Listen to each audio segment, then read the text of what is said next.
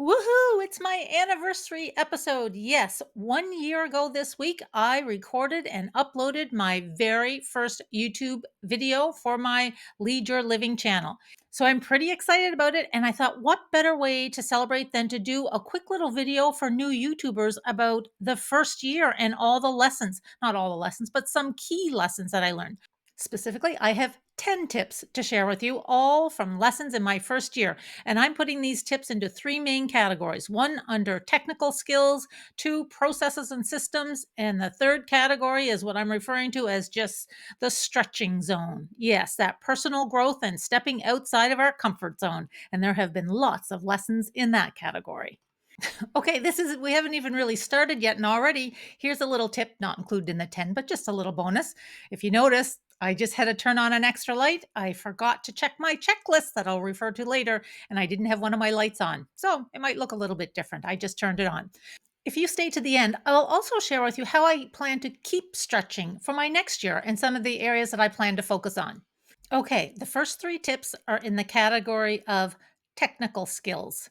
Oh my goodness. I won't go on too much about that. You can see some of my other videos on some of my struggles with the technical aspects, but three specific tips that I want to share with you. One is about the audio and microphone. And yes, I have a whole other video on that, and I'm about to put out another one with some of my struggles with that. The tip I want to pull out for you as somebody who may be a new YouTuber is if you are going to buy a microphone or purchase a microphone, know your purpose. Know what you need the microphone to do. Think about what your purpose is with the microphone, what type of setting you'll be using it in, what you need it to do, what equipment you need it to align with. I have bought and returned no fewer than four, maybe five microphones in this last year. The first thing that you have to understand is, what problem are you trying to solve? I needed something to connect to my iPhone, and that would be easy to plug in and let's go. I lost sight of that in my research, and I ended up ordering some fabulous microphones, portable wireless microphones, but they didn't address the problem I was trying to solve. So, if you're looking for a microphone, be clear what problem you're trying to solve and what type of setting you will need to use it in. Then do the research. Okay, tip number two is along the same lines as the microphone and audio issues, and it's about using your iPhone or whatever phone you have. I use my phone for a lot of my videos. Right now, we're in my house and I'm sitting at my desk and I'm actually just using my webcam. I know that might be a focus area for me next year. I still don't have a real camera. I'm using a webcam. But if you're using your iPhone or your phone out and about, know how to optimize the features on it. Use the back facing camera of your phone. So when I say use the back facing camera, now I hope you can see this. So this is the back facing camera. When you turn it around and you're videoing like this, like most people do a selfie so that you can, oh, so that you can see yourself. The back-facing camera is a much better quality. The front-facing camera is easier to use, and you can see yourself in the frame, but the quality is not as good. And the other thing that people do when they're using the front-facing camera is they look at the wrong spot. They're watching themselves on the screen as opposed to watching or looking into the camera. The other thing, this is a great tip, and I just learned this very recently. Did you know that you can lock the exposure on your iPhone? This to me is just such a great feature. And so all you do, look, I'll put this in the video so you can see what I'm doing. But you hold your finger on the part that you want to focus on in the camera, and then the auto exposure focus lock comes into place. You'll see a little yellow bar that pops up, and then if you move your camera around, I wasn't really planning to show you the inside of my house or my setup, but here we go. It stays focused on where you locked in at. I locked in on my little web camera here. Great tip. Use it. You'll love it. So, the third tip I have for you under the technical skills is music. If you're adding music to your video, use the YouTube Studio, the audio library. They have a huge selection there. I know a lot of the editing programs, and there are lots of programs that have music available. For instance, I use Canva and I love it for video editing, and I use it for all my thumbnails. I love it. I did use some of the audio and music from Canva, but then I realized I got a little copyright flag on one of my videos. Not a copyright strike. It's fine. There's no penalty from YouTube for before using it. But my understanding is if I do eventually get monetized, and let's hope that that does happen, is that the owner of the music may share the cost or take all of the revenue generated from it. Now, not a big issue for me because I'm not generating any revenue, but just something to be aware of. And so I'm in the process of replacing some of those videos, some of the music on those videos with the YouTube Studio audio library. And I had no idea it was so easy to use. There are some fabulous videos on how to use the audio library, and it is so easy to do. And you don't have to worry about copyright issues because it's taken from the library on YouTube. So check it out. Okay, so that was the technical skills category, my 3 tips. Now, this next category is about processes and systems.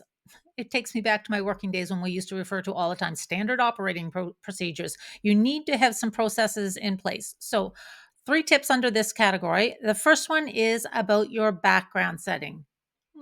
My video recording area. And again, if you watch some of my video, a lot of my videos are taken outside, and those are my favorite ones to do because I feel like they're more natural and I don't have to worry quite so much about the background. But when you're recording in a designated area, inside and outside as well, but you do have to check out your background. A couple of mistakes that I have made, and you will see them. As I say, I tend to learn out loud. You can see the mistakes that I've been making in some of my past videos. In particular, I've had a big clock on my wall in some of my earlier videos. And although I might be producing and publishing a 3 minute video, a 4 minute video, it may have taken me 6, 7, 8, 10, 12, 14 hours to record all the information just because of the multiple takes. And I was not familiar with all the processes and how to do it. And so that little 14 hours, 10 hours is compressed down into a 3 or 4 or 5 minute video. Well, you don't want the clock in your background showing all those different times. And thank goodness my husband is a very cooperative editor for me. Or not really editor, reviewer. And when he was watching the video, I always get him to kind of eyeball it before I publish it. And he said, the clock is like starting at 1 o'clock and then it's 5 o'clock and then it's 10 o'clock.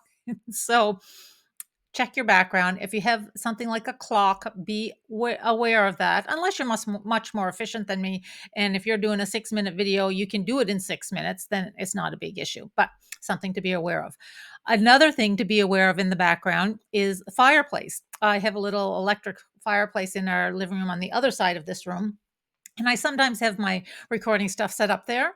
Well, if you've gone through all the nuisance of turning your equipment around and getting that in the background, don't forget to turn the fireplace on before you hit record. Yep, you can see those mistakes in some of my videos as well. There's a lot to remember, and sometimes those little things just kind of slip through the cracks.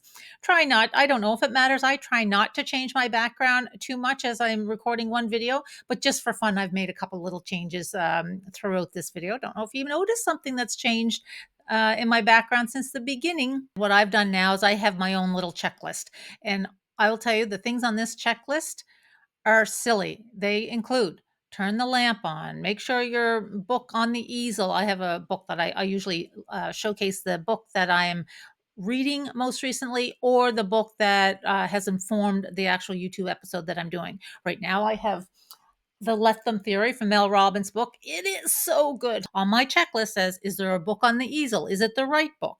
So you can make up your own checklist. Here's a little look of the checklist that I use. It has made all the difference in the world. And another thing about the checklist is if you're making a checklist for yourself that you use either for preparing your video or just before you're about to record, whatever stage in the process, keep adding to it. My checklist continues to grow. Okay, tip number 5, the second tip under the process and systems category is thumbnails. Oh my goodness, I have 58 videos, I think, on my channel now, each of those having a thumbnail. You would think I'd be getting better at it. I struggle with this so much, but there are some learnings I've had in the past year. They are always the last thing I think about. I get excited when I've done the video and I've done all my editing. I'm getting ready to upload it to YouTube, and I'm thinking, oh, it's all done. And then I think, oh, I forgot to do a thumbnail. And so one of the courses I've taken, and if you can take this course. It's from the Think Media team, the Video Ranking Academy with Sean Cannell. Such a fabulous course. Oh, it is so good. Anyway, but one of the things that they talk about in there, and all on a bunch of other channels on YouTube talk about the same thing, about the thumbnail is one of the most important things that you need to do, and consider that when you're doing your video. And so it should not be a last fleeting thought. So my tip is, if you use yourself on your thumbnails, a picture of yourself, which I do on most of mine, take a bunch of pictures and have them in a thumbnail file. I now have a thumbnail file or folder, and just with different poses. And the other thing, referring back to my checklist, on my checklist now, I have a little item that says, take a selfie or take a pose for the thumbnail. I try to do that for every video, and I keep adding that to my folder, building a bit of redundancy into the process so that you have some to pick from if you forgot to do that step for a video. But it also just makes it easier, because sometimes the one that you took on the day of the video just doesn't fit the thumbnail that you end up designing. Do not disregard the importance of the thumbnail, and build systems and processes to make it as smooth and effective and efficient as possible. The third tip in the process and systems category, and our sixth tip overall, is about the YouTube upload process. Again, it builds on the whole thumbnail issue, and that is about the description. The description for your video is a key part of the package for the whole YouTube algorithm. And so take advantage of the description. Again, if you're like me, most often I'm trying to change that. It's one of the things I'm working on, but quite often I get to the upload process and I thought, oh, I'll just write something in to give a bit of a brief outline or brief description of what this video is about. That's the wrong way to do it. This is one of the components that the algorithm searches or relies on to feed your video to other people. So you want to include your keywords in there, which I've been terrible at doing. That is maybe a little hint of one of my focus areas for the future. Put your keywords in there, put your links in there and your hashtags. YouTube wants us to succeed because it's in their best interest. They want people on the platform. They want people watching the videos. And so they are equipping us with tools to make it as easy as possible. It's up to us to use them. And you would think, as I'm giving you these tips, that I've all these things down pat. No, my channel is small. I've been 1 year. I only have 58 videos. I only have 165 subscribers, I think. Just like the quote says, we sometimes teach best what we most need to learn. I'm not in a position to give expert advice at all, but I do want to share some of the learnings I've had during my first year, and I'm hoping that it will speed up your process. Okay, this last category I think is my favorite, the personal growth tips, what I like to refer to as the stretching zone. This is where we stretch out of our comfort zone. And let me tell you, this first year of being on YouTube, I have stretched more than I thought possible. And sometimes it's the little things. So let's jump right into the tips under this category. The first one is, and I have a little funny story to tell you before I get to the tip. So I did not realize, remember, I'm 57 years old. I recently retired. This is a post retirement project for me and something I've always wanted to do. And so I've always used YouTube, but I've used YouTube to look up specific things on the fly, usually on my phone or at my computer. I did not realize that people actually watched YouTube on their TV. And so I was FaceTiming with my best friend. This is in the early days. And when I called her on FaceTime, she says, oh, she said, I'm watching one of your videos. And I kind of laughed. And I thought, oh, she meant she's watching it on her iPad. I said, oh, awesome. And then she turned her phone around and she was in her family room. And on her big screen TV was my great big gigantic head close up on a big screen TV. I had an absolute meltdown. It was like I was yelling, take it off, like get it off the big TV. I was absolutely panicked. So, my lesson in all of that, and my tip for you is get used to getting out of your comfort zone. Now, yeah, it still gives me the heebie-jeebies a little bit when I see or hear people watching it on their big screen TV, but they're watching it. That's why we do these videos, and so it counts as a view, whether it's on a phone, a laptop, or a big screen TV. Expect the unexpected. Get comfortable with being uncomfortable. Okay, the next tip under the stretching zone is about presentations. This may or may not be applicable to everyone, but for my 30 plus year career, and even before that, for some of the volunteer work that I used to do and still do, a lot of my work included giving presentations live and in person. I actually even coach people on giving presentations, on public speaking, all of that. And so I didn't really think that the whole YouTube thing would be different for that. I thought, well, I'm coming in fairly well prepared and fairly comfortable with public speaking. I was not prepared for how different it is to speak in front of a live group, and you get to read the audience, you feed off their energy, you match their energy, or you up your energy to up their energy. You can tell whether they're with you or whether they're kind of fading off, all of those things. That's just part of being a facilitator in a live group. Well, you have none of that when recording a YouTube video. And this, I don't even know why this was such a surprise to me.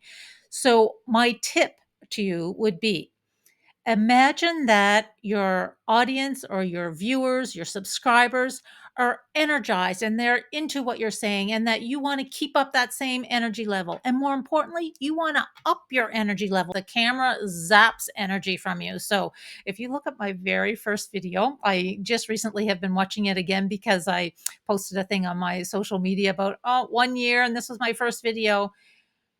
And I'm sitting, my posture's not great, and I'm talking like I would talk as if I was doing an educational video, which is okay, but I could have added a little bit of enthusiasm. So, up your energy when you turn the camera on.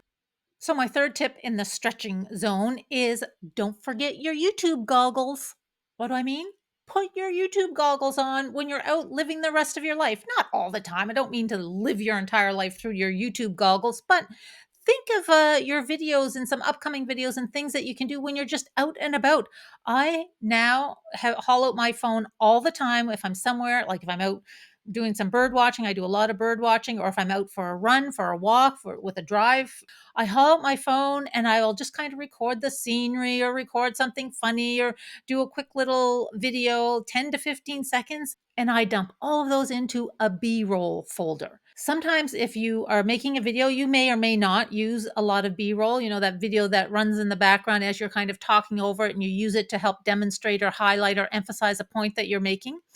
And so I use B-roll a lot, not just to emphasize and help to hit home the point I'm trying to make, but I use B-roll to cover up some mistakes that I've made. If I need to add something after my video is done and it's the next day and my hair isn't done and I don't have makeup on, I have different clothes on, and I don't want to actually record myself, I'll put some B-roll and just record my voice over it. And it's a great way to cover up mistakes or to address omissions, things that you left out and forgot about. So live life with your YouTube goggles. Look for opportunities, look for little moments where you can haul out that phone and get some great B roll. Okay, last tip. We've had 3 tips in 3 different categories, which brings us to 9 tips. And this video is about 10 tips. So here is number 10. It kind of, I guess, reaches over all 3 of those categories. It's about systems and process, but it's also about technical things, and it's also about stretching and growing. So, and it's a simple one. Use the playlist feature in the YouTube studio. This is a really important one for so many reasons. I'll give you one little example with my channel. My channel is called Lead Your Living, Your Wellness, Your Work, Your Leisure. I'm kind of breaking one of the YouTube golden rules, which is narrowing down a niche, have a niche or a focus area that's pretty narrow and specific so that it'll be applicable to the same group of subscribers, and people will come to your channel knowing that you're going to put something out on that topic. My niche is fairly broad. It's all under leading your best life and taking action to create your best life, such as the title, Lead Your Living, Your Wellness, Your Work, Your Leisure, but it's not a really narrow focus. And so if you're on my channel now watching this video because I'm doing a video on new YouTubers, tips for new YouTubers, but you may not have any interest in the other videos on my channel. You can find things from the importance of breathing techniques, and in particular nose breathing, about I have videos on retirement, again, because these are all aspects of my life that I talking from experience and have some credentials behind for sharing with other people about leading your living in that particular area. But if you're only watching this because you're only interested in YouTube and none of those other videos interest you, that's okay because now I have a playlist on my channel that is just about new YouTuber lessons learned and experiences that I'm sharing. And so you can go to the channel and look at the playlist, and I will link it at the end of this video. But you can link the playlist so that you don't have to muddle through all the other videos that are of no interest to you on my channel. But you should because they're excellent and I need viewers. Remember, I'm only at 168, 65, 68 subscribers. I'm not sure, around 160 subscribers. But if you don't want to look at any of those videos, you don't have to because all of the YouTube related videos are in a playlist. You can use this on your channel for so many things, even if you have a really narrow niche. The Think Media team I know has all kinds of playlists, and maybe they're just doing they're putting in their playlist a bunch of videos that they've done on audio and microphones, or maybe it's about camera equipment, etc. You can use playlists for so many things. Don't underestimate the value of it. So check it out. It's easy to do. And if you don't know how to do it, just YouTube it. How do I create a playlist for my channel? I was doing a meditation this morning. I know I am weird like that. One of the phrases used was about setbacks and stepping stones. Isn't that perfect for this video? That is what the first year of being a YouTuber, especially a YouTuber over 40 and a YouTuber over 50, which is my case, it's full of setbacks. It's full of frustrations. It's full of excitement. It's full of all of that. But look at every single setback as a stepping stone to the next level.